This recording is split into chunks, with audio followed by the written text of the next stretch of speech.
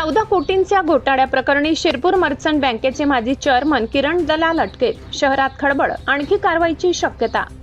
Shirpur merchant cooperative बँकेतील कथित 14 कोटी रुपयांचे आर्थिक गैरव्यवहार व अपहार प्रकरणी आर्थिक गुन्हे शाखेने मोठी कारवाई करत बँकेचे माजी चेअरमन तथा तत्कालीन संचालक किरण यशवंत दलाल यांना अटक केली आहे. या कारवाईमुळे शिरपूर शहरासह संपूर्ण तालुक्यात मोठी खळबळ उडाली आहे.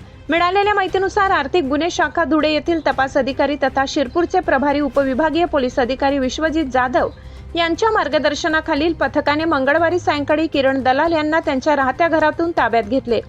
त्यानंतर शिरपूर उपजिल्हा रुग्णालयात त्यांची वैद्यकीय तपासणी करण्यात आली. आवश्यक कायदेशीर प्रक्रिया पूर्ण करून पुढील तपासासाठी त्यांना आर्थिक गुन्हे शाखेच्या ताब्यात देण्यात आले. शिरपूर मर्चंट कोऑपरेटिव्ह बँकेतील सुमारे 14 कोटी रुपयांच्या कथित आर्थिक घोटाळ्याचा तपास आर्थिक गुन्हे शाखेकडून सुरू आहे. या प्रकरणात तत्कालीन संचालक मंडळातील 14 सदस्यांच्या भूमिकेची चौकशी करण्यात येत असून किरण दलाल हे बँकेचे 2 वेळा चेअरमन म्हणून कार्यरत होते. सूत्रांकडून मिळालेल्या माहितीनुसार विशेष लेखापरीक्षक Ajit P Ranade and company Satara तसेच अजय नंदलाल राठी अँड कंपनी नाशिक यांनी सादर केलेल्या लेखापरीक्षण अहवालातील निष्कर्षांच्या आधारे ही कारवाई करण्यात आल्याचे समजते.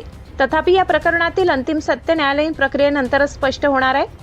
या प्रकरणाचा पुढील तपास आर्थिक गुन्हे शाखेचे अधिकारी विश्वजित जाधव यांच्या नेतृत्वाखाली उपनिरीक्षक अमोल देवरे, सविता गवांदे, गणेश खैरनार, रवींद्र माडी, प्रभाकर बैसाणे, श्रीकांत पाटील, विलास पाटील व इतर अधिकारी करत आहेत.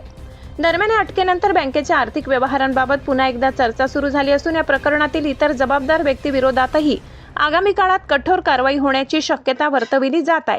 आशापुरी न्यूजसाठी मुख्य संपादक लाला चव्हाण यांचा ग्राउंड रिपोर्ट.